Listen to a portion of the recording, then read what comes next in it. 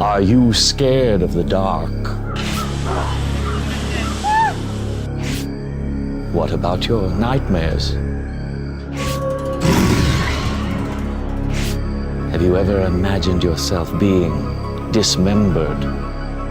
Help me! Somebody! Just what is your capacity for fear?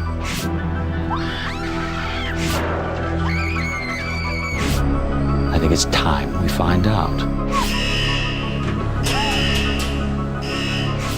I'm Albert Kane, and I am the caretaker. Tonight you will be my very special guest for the most intense night of terror on Earth. Universal's Halloween Horror Nights. Join me on a journey through your fears as I transform Universal's Islands of Adventure into one disturbing nightmare after another. Your time has come.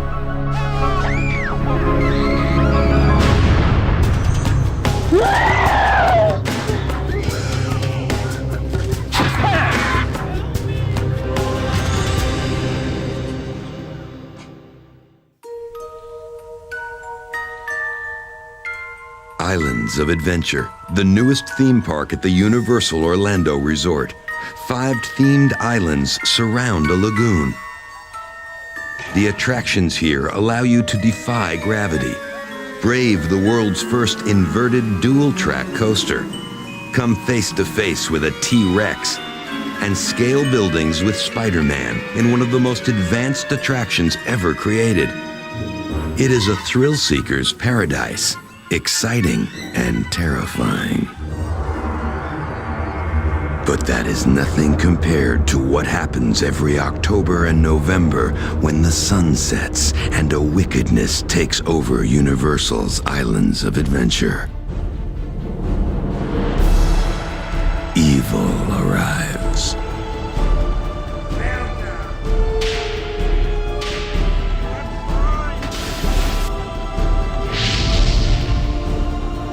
No one is safe as up to 600 ghoulish monsters overrun the park, torturing the innocent souls who dare to enter. No, this isn't a nightmare. It is Halloween Horror Nights, a special ticket event that takes place after theme park hours. Victims run, victims hide, but there is no escape. 5 ghastly haunted mazes tempt the naive. Inside, these victims are marionettes at the mercy of the mad minds of Universal's puppeteers.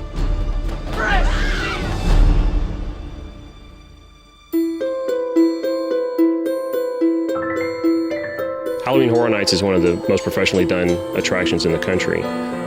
It's a highly detailed, high startle, high score event. Universal's reputation and resources make this one of the biggest horror-themed events in the country. One of the things that Universal Studios is able to do is budget. They're able to put a large amount of money into their events, into each one of their elements, their attractions. Another advantage Universal has is its history with horror.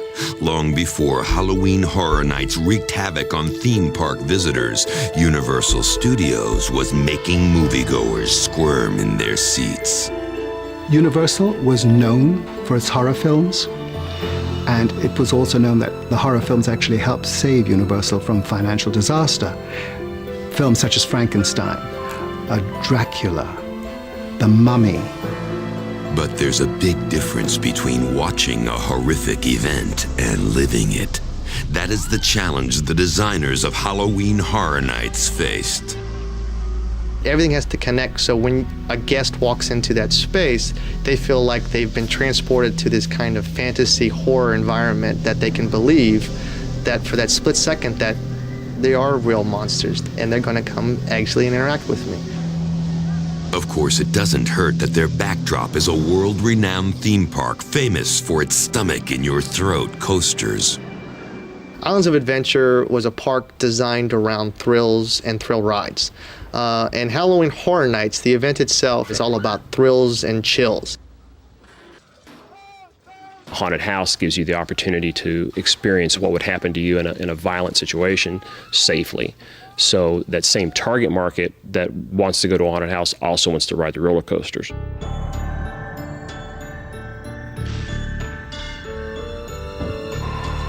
The Universal team spends an entire year designing the event. And there are plenty of scares here to freak out even self-proclaimed tough guys.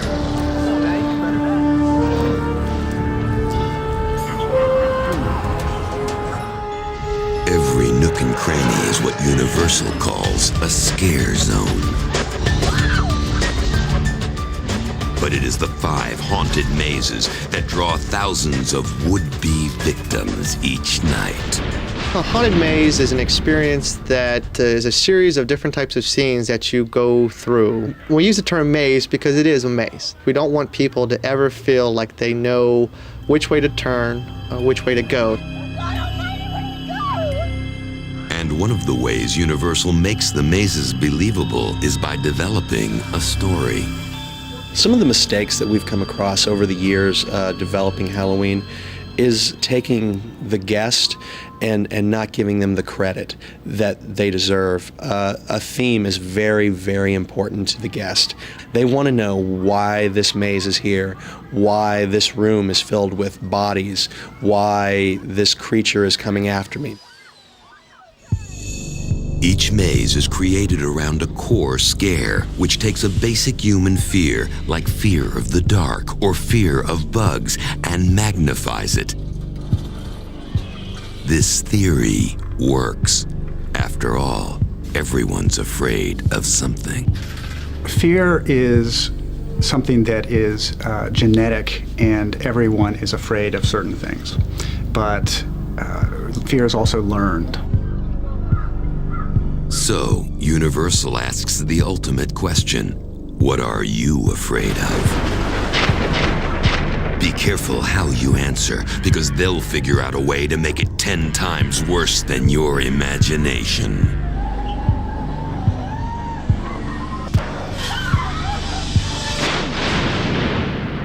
That leads us to our first horrific haunt, which focuses on one of the most common fears: death. Well, I think death is one of the things that most everyone tends to be afraid of. First of all, you don't know what's going to happen when you die. You don't know if it's going to be painful. Nobody wants to be in pain. There's no place with more deathly scares than the caretaker's haunted mansion, Scream House. He lived in this Victorian house that was right next door to a cemetery. And he would take the poor, he'd say, "You're sick, I need to take care of you." And then he would operate on them to find out how he could get the soul. It is in this unassuming soundstage that Universal created the biggest attraction at Halloween Horror Nights 12. In fact, it took dozens of construction workers and craft artisans to build the maze's structure. Universal goes to great lengths to make sure every detail feels authentic. From the fading wallpaper to the antique furniture. Within the mazes, props and the scenic pieces are very critical to help make the reality of the space come to life. So we do lots of type of period shopping. We spend lots of time scouring either the state and the East Coast, from thrift shops to different types of antique spaces. And we want stuff that already is a little damaged and distressed. But you aren't going to be startled by a piece of furniture. No, it's the secret tactics Universal employs that makes your heart race.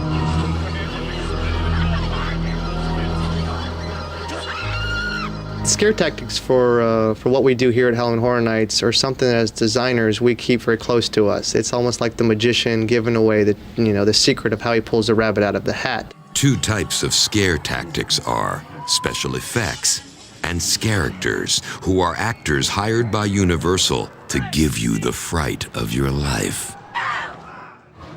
Our cameras got to go behind the scenes of Scream House to find out how they used these and other scare tactics like misdirection and distraction. Some of our scares are about distraction. The scare actor here will fire this foot pedal, lets off that scream, and then another pedal here will activate a hydraulic guy.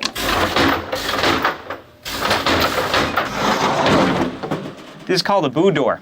We camouflage it in to look like the rest of the wall. This looks like a pantry. Then we use misdirection. We've got these nasty dead animal carcasses hanging here and these nasty ugly things, and the scare actor gets you from this side. When we design our haunted houses, we try and bring our scare actors at you from unexpected locations. Right now, it looks like you're 30 feet away from me, but thanks to this mirror gag, I'm right next to you, and that gives a good scare. Once the designers have developed the scares, it's up to the scare actors to enforce them. What makes the heart of this house is the soul that you'll give it. We followed David Clevenger from Universal Entertainment as he gave a new batch of ghosts and goons on-the-job training. People walk by, he's going to come out and go, "Nice to have you here," or "Get out," or whatever. Say something negative to us in 2 words or 3 words. Go away. Say perfect. And then close. Immediately close it. The cast of Scream House characters include a whole host of creatures who fell victim to the caretakers' experiments. And to make sure a scare lurks around every corner, Universal staffed Scream House with up to 26 characters a night.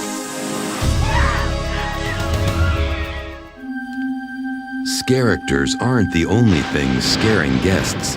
Scenic pieces play a major role. But how do they keep all the visitors from fingering the props? What's this? Oh. Simple. Smear them with the gooeyest concoction you can find. Petroleum jelly. There are some props in Scream House that can't be seen. They're smelled. Universal actually pumps in smells like dead flowers, dirt, and simulated rotting flesh. But once you've got the sense, how do you spread them around? There's 2 different types of techniques that we circulate the smells within our houses. There's a high-tech version, which is something that's an actual smell machine that you can buy. We use sometimes the low-tech version, which is also very easy to do, is actually we use crock pots, and we mount on top of the crock pots fans. We actually blow the smells in a certain range. We want a continual smell. And there's one effect visitors would definitely miss if it wasn't there. Listen and see if you can guess what it is. If you guessed sound effects, then you're right. Let's hear that clip again with sound.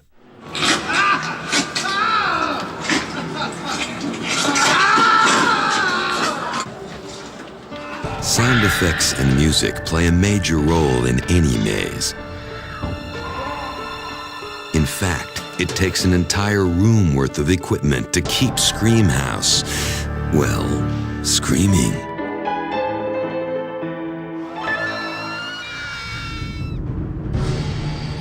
Now, lock your doors, close the blinds, and put the kids to bed. It's your turn to enter Scream House.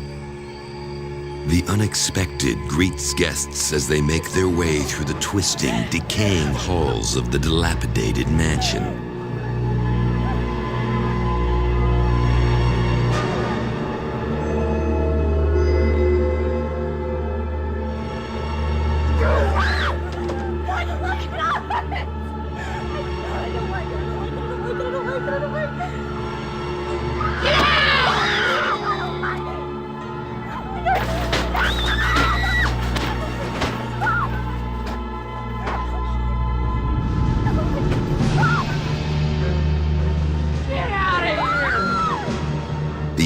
Souls who fell victim to the caretakers' maniacal experiments take revenge on the innocent. scaring them when they least expect it.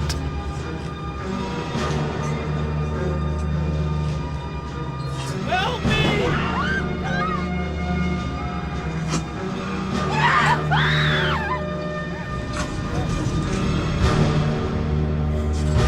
I can't move!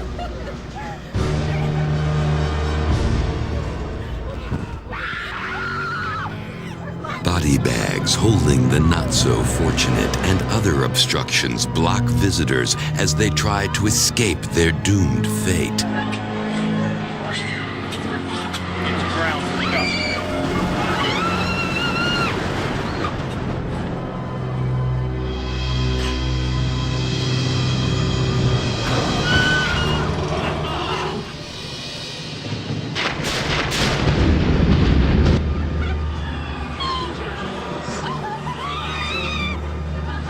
That finally leads them to the mausoleum and a face-to-face encounter with the caretaker.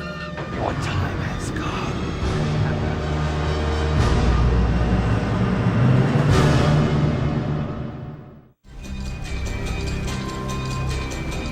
Tens of thousands of gore-greedy guests haunt this annual event each night. Putting on an event of this magnitude takes an entire year of planning, with Universal creating new Halloween Horror Nights content each year. The design team starts working on next year's event right after the current one opens. Our cameras went into the restricted design area, where many Universal employees aren't even allowed. Back here in our art design department, we create Halloween. We create it from the ground up. This is where we start with a blank piece of white paper and start doing sketches, and it comes out of our head. And we put it on a piece of paper, and if we like it, we move on and work on it and pick at it. And when we get it to where we want, we take it up to our execs and we say, is this the way you want us to go? And they look at it, and if they like it, and sometimes they don't, but sometimes they do, then we take it and we put it into computers and we colorize it and we work at it some more and we build the houses and we build the icons, the characters. Planning and designing goes on through midsummer. In August, we start building the haunted houses and start fleshing out all the street details. In September, our actors come to the set, and then we open the show on the first week of October.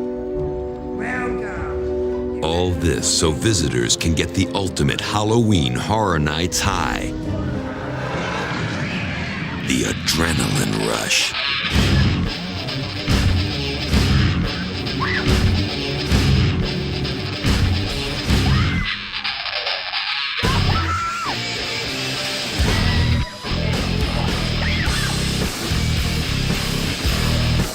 I think the event is successful because of the rush that people get from attending it. We get people who are looking for that adrenaline rush.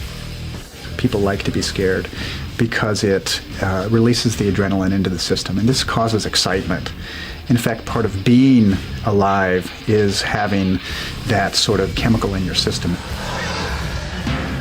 So, how does Universal turn a happy-go-lucky theme park by day into a land of terror by night?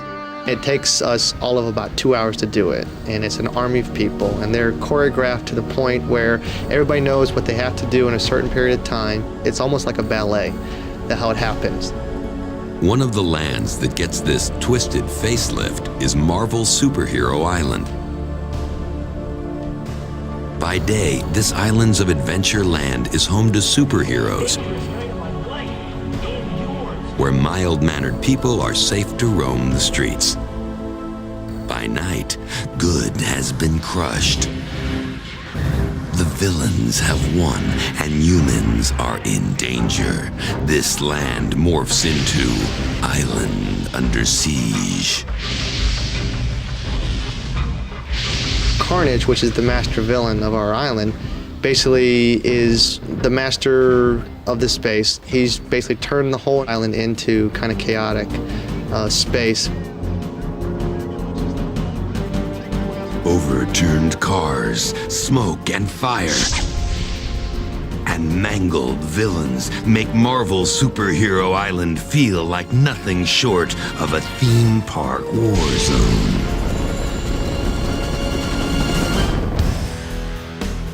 Amongst the rubble and rampage of Island Under Siege is one of the event's 5 mazes, Maximum Carnage. You have to navigate through this kind of barbed wire experience with gamma radiation and toxic chemicals, target practice with laser beams, and all the while these evil henchmen and supervillains chasing you, wanting to capture you and make you part of their evil clan. Maximum Carnage is an interesting attraction. There's a lot of actors popping out of nowhere. It's different from the other attractions, which is always good. A run through Maximum Carnage can be very threatening and make you feel out of control. Or at least that's how the Universal designers want you to feel.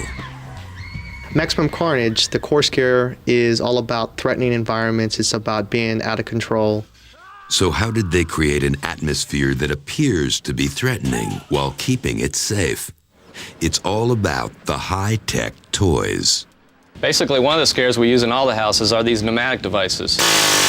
They're handed to the character, and as the guests walk through, they're frightened by the sound. And if that doesn't scare them, that will. This is the Vortex, or the tunnel. It's a lightweight cylindrical device that spins around a bridge as you're walking through it. It's basically backlit to give a disorienting effect that makes you kind of want to grab onto the rails because you're not sure of the motion that's going through. Basically, this is the waterfall effect. It consists of a series of pool pumps that draws the water out of a pool vat area, pumps it up 10 feet into the air. The water gently cascades over to the side. We accent this with lighting effects to give it more disorienting of effect, and then we scare from opposite directions for full effect. So what's it like to take a trip through Maximum Carnage? Now it's your turn to find out. A maze of twisted metal, chain link fences, and Carnage's henchmen are on the loose. The music is deafening. The lights are blinding as you trudge through pools of toxic waste.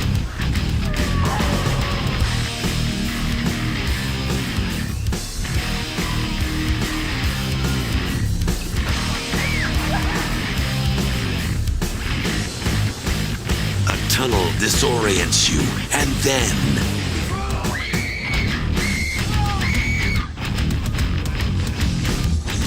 finally you enter the nuclear reactor room.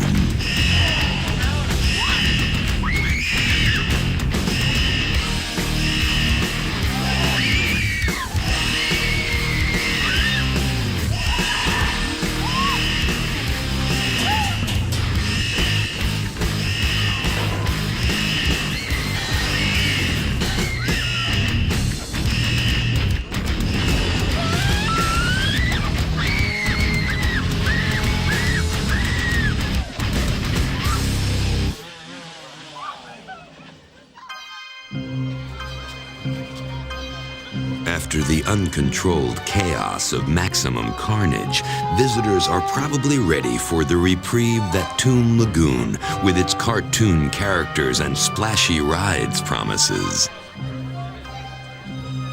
Too bad. We created a character called a Treek and Froon, which are characters that travel in pairs, and the characters are able to actually hide in the foam and pop out at you and interact with you. So we've littered basically the whole island with foam. Toon Lagoon doesn't normally look like a giant bubble bath, so where did they get all the suds? The foam machines are a great commercial product that we use that takes 55-gallon drum, which is basically a soap substance, and interjects air into it, and then actually creates a large, basically bubble bath type of foam. We usually transport it through a scaffolding tower and hang the foam machines about 10 feet in the air. And this gives us a great kind of waterfall effect of foam.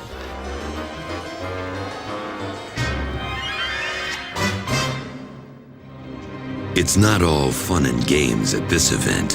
While multitudes of guests might mean mega success for Universal, it also creates a few challenges for the designers. The problems with any type of an event this large are capacity. You have to be able to design a haunted house that can take a lot of people. Otherwise, you couldn't handle the event. The people would riot in line after waiting 4 hours to go through a 15-minute experience. The greatest challenge that we face here is the large capacities of guests that come to our event. So for us, our biggest challenge is how do we still make it singular within the large amount of people that come and experience us. So we have to do that very strategically through the design, through the layout for how we actually able to split the groups up away from their safety and their security. There is no safety or security when it comes to the prehistoric creatures in Universal's Jurassic Park. We took the theme that follows the movies, which is where the dinosaurs have gotten out of their existing cages and now roaming the island free. And free they are. Packs of velociraptors stalk their unsuspecting prey, humans. Mutant half-men, half-dinosaurs are the hideous victims of a scientific experiment gone terribly wrong. Buried in the middle of this prehistoric predator's playground is Evolution, an outdoor haunted maze. Evolution is a fun event. The Triceratops that you see asleep in the beginning and then basically gutted at the end was really a nice touch. The Universal designers used an existing attraction called Triceratops Discovery Trail to create this haunted maze. Our Triceratops animatronic in Discovery Trail isn't very threatening. It's not very scary. So what we did to remedy this is we built this stockade around here and we busted up all these big holes through here to make it look as though something violent and terrifying happened in here. Then to try and get heavy, quick movement inside, we have high-powered strobes placed around the stockade. And as they fire quickly, it makes it appear as though this animal's moving very quickly. Then, of course, we have a busted up, bloodied up Dr. Burton who comes right at you at this hole. Then later on, you'll see another animatronic of Dr. Burton after he's met his demise. We wanted to show the terror and the horror of some of these half-dino, half-human creatures that Dr. Burton created in his genetics labs. So we got a prop from the movie Lost World, which we had in our warehouses here at Universal Studios, and we made it look as though it was ripped right out of the animal, as though it got torn right out, spinal cord and all. And the interesting thing is, our prop builders just used AB foam for all of this goo and gore, the same kind of insulation foam you'd find in any hardware store. Are you ready to come face to face with a velociraptor? Then it's time to enter Evolution.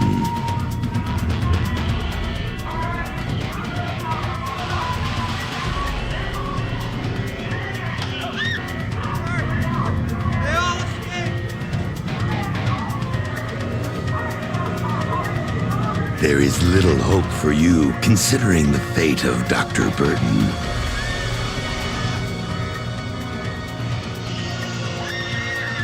This trek through the jungle will bring you face to face with mutant creatures you've never even imagined.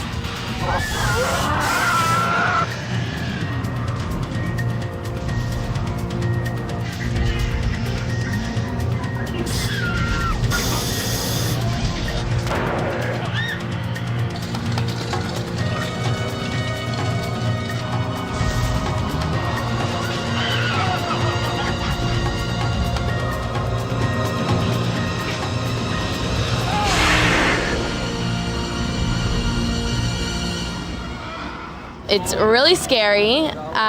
You don't know what to expect. There's something next to you, in front of you, behind you. You never know what's going to happen.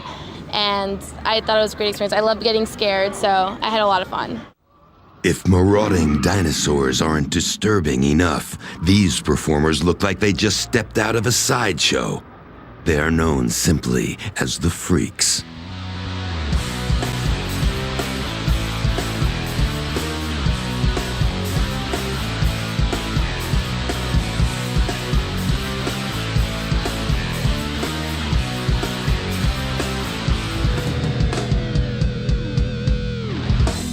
It takes a special kind of person to give you a close encounter of the freakish kind.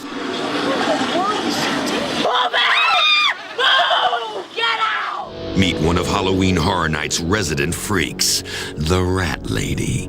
I never thought about what the feeling would be like to have rats climbing all over me. First couple times I came in here, it was kind of eerie feeling, having a little pitter-patter on you, but you get used to it. The life of a freak is risky business, but would you spend a night in a coffin full of rats? On any given night, we have about 30 rats in here. Sometimes, you know, there's little confrontations, they'll run around and they kind of nibble. And what prevents the Rat Lady from getting eaten alive right before your eyes? The dress that we have on is rat-proof, thank goodness. We do have it around our wrists and around our neck. And actually the skirt at the bottom has elastic pieces that come around our ankles so the rats can't climb, seeing as they're plexiglass right here, and we can't actually get down there to, you know, keep them from running around. Your work-related nightmares are nothing compared to those of the Rat Lady. I don't think that everybody could have this job, but if you don't mind rats and you don't mind actually getting nipped every once in a while, it's really not that bad. You know, what other job can you get paid to, you know, lay down and scare people with rats?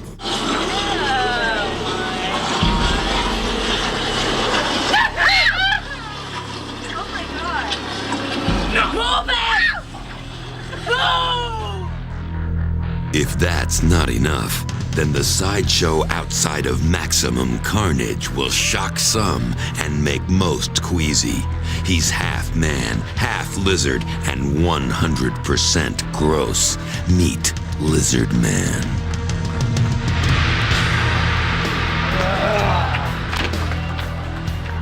This freak gives new meaning to the word grotesque, with over 700 hours of tattooing covering his body, Teflon ridges grafted to his skull, teeth filed to points, and a forked tongue. But that's just an appetizer. Show him the dart. This is a dart game for the macabre. Oh, And lifting weights never looked so repulsive. If these freaks' vulgar displays of human mutilation and sideshow stunts don't give you nightmares, it is sure to cause a loss of appetite.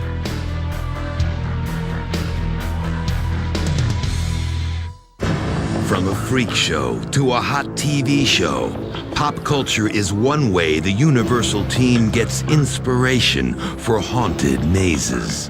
When we start developing Halloween, one of the things that we do is we take a look at what society is scared of. What's the newest trend? A good example this year is reality-based. That brings us to our last maze, Fear Factor, which was based on the reality TV series of the same name. The brand Fear Factor is synonymous with gross, nasty, yucky, slimy elements. So we took all of those elements and said, let's put them in a maze, turn the lights out, and then have them navigate it in the complete darkness. Fear Factor puts the creepy, crawly, gross, and gooey in a darkened maze.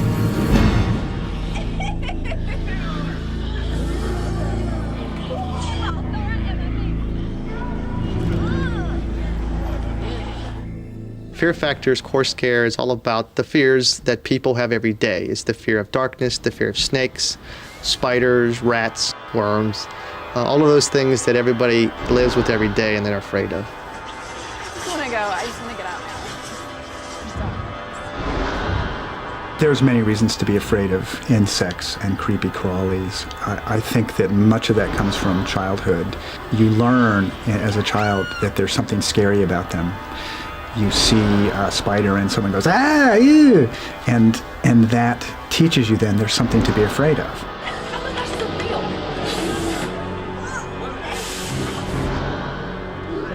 So how did Universal take this cauldron of fears and brew them up to create a haunted maze?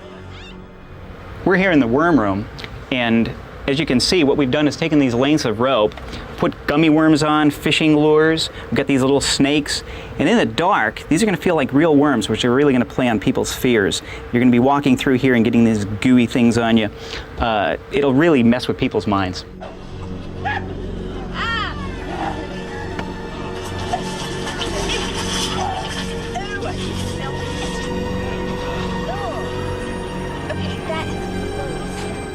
This is the hair room. We've got about 15 different kinds of hair, lengths of hair, different kinds of matty, gooey hair.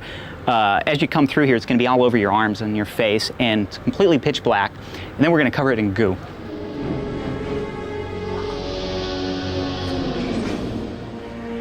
I'm backstage with one of our special effects here. This is the shock drop bridge. As people come through, a scare actor will be hitting this foot pedal, dropping that bridge 2 inches into complete darkness.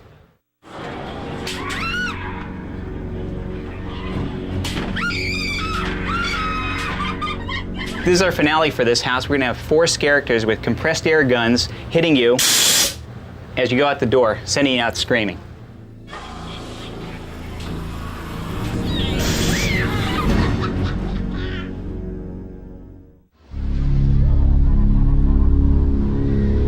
To instill fear in park guests, Universal employs approximately 600 scare actors who make it a perilous adventure for those who brave the event.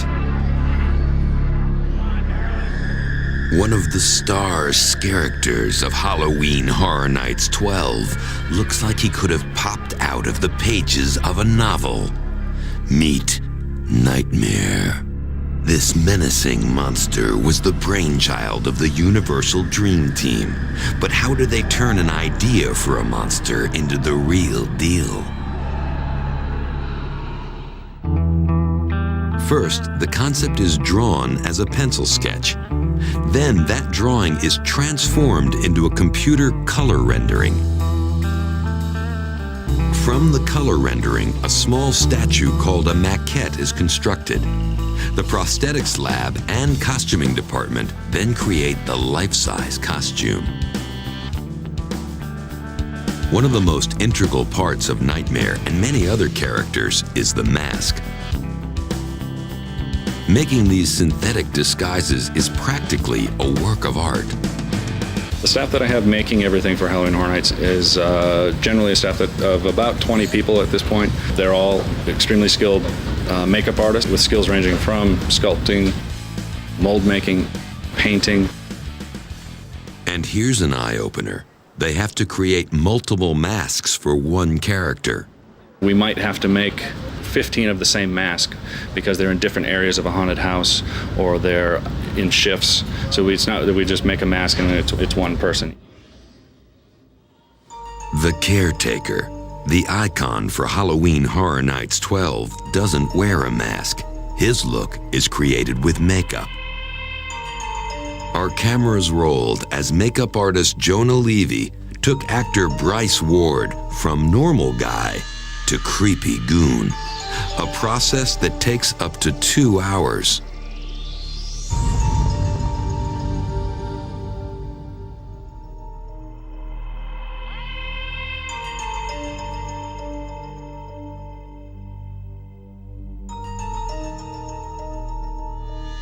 We bet you won't see a makeover like this on any other show.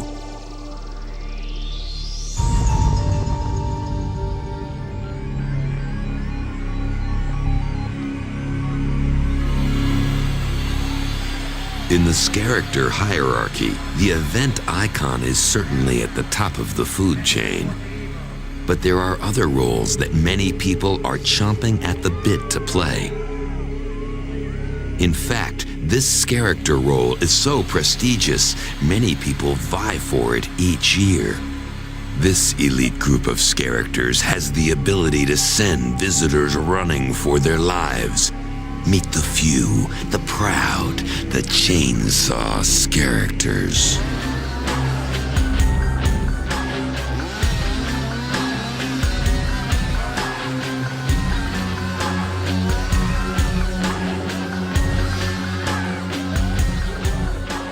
When I scare people. It's the adrenaline just builds up inside of me, and it just gives me a sense of excitement and enthusiasm that I'm doing my job right and doing the right thing and just having a lot of fun out there. The easiest scare, and probably the most effective scare even today, is the chainsaw. It's the noise, it's the vibration, it's the fact that it's handheld, so it's mobile, and they are absolutely the most effective scare. If chainsaw-wielding psychos don't make you wet your pants, perhaps a trip back to your childhood will.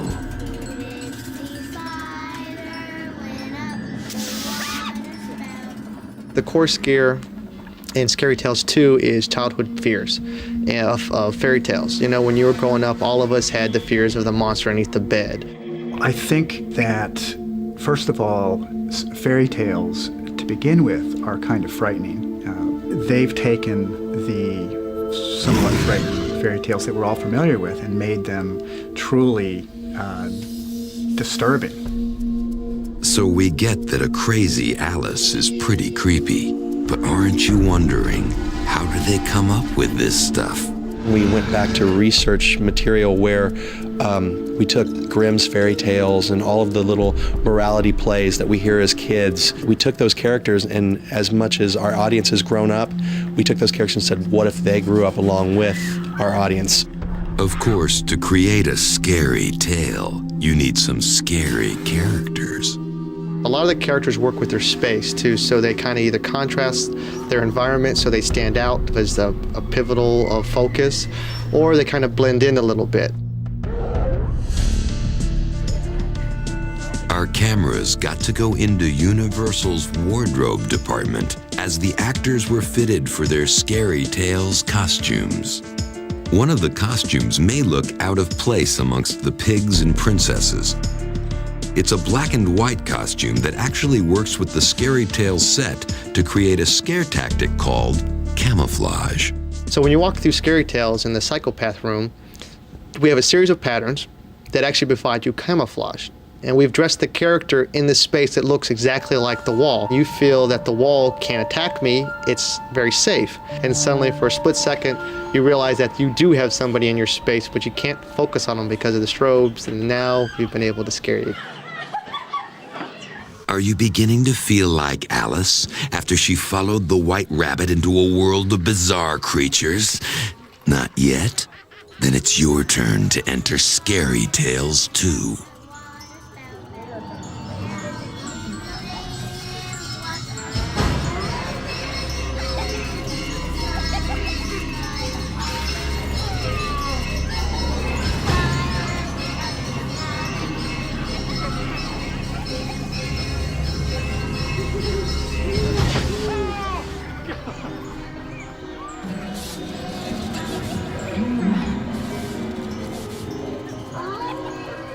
Have you ever come face to face with a room full of rotting dead lambs?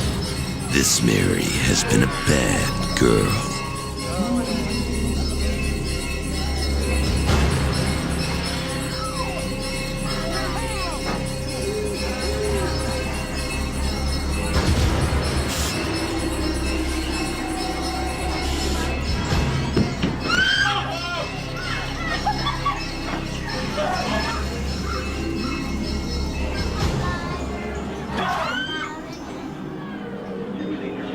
It seems this grandma didn't get eaten by the wolf.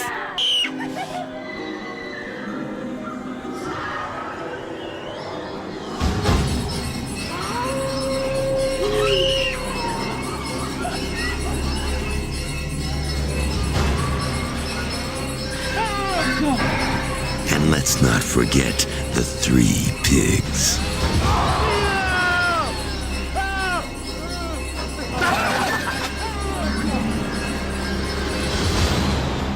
My favorite haunted house was Scary Tales because it couldn't see what was happening, and the people were in it were like really like energetic and like scary, and they jumped out at you from all different corners, and yeah, and somebody would get scared like right in front of you, and then you'd walk by and they'd scare you and you'd still be scared. Some of the attendees of Universal Orlando's Halloween Horror Nights are die-hard fans that take Halloween very, very seriously. I'm a Halloween Horror Nights fanatic. I track it all year on the computer. I look at different websites to try to find out as early as possible what the new logo is going to be. I collect shirts, hats, pins, buttons, shot glasses, ashtrays. I have shirts from every year. I have at least, I think I have 40 shirts. I have almost anything you could want from Halloween Horror Nights, I probably have it. So what can these fans and others expect to see at future Halloween Horror Nights? The future for Halloween Horror Nights is very big, I think. This is an event that started with one weekend at Universal Studios Florida, our first theme park here in Florida, and we've now moved it to Islands of Adventure.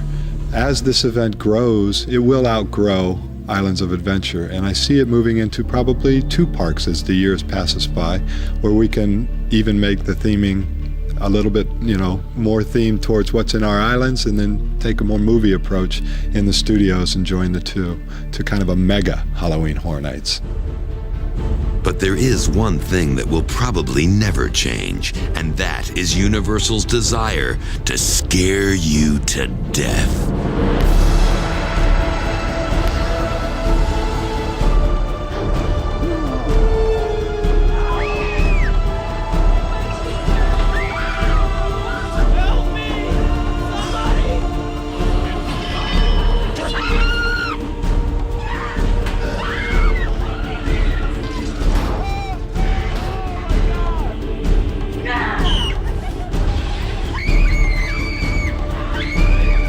One of the best things a guest can tell you, a compliment we love to hear as well, I'm scared, totally out of my wits. Just like, I can't believe it, it was just wonderful, I gotta come back for more. And you go, good, you're sick, we want you back for more.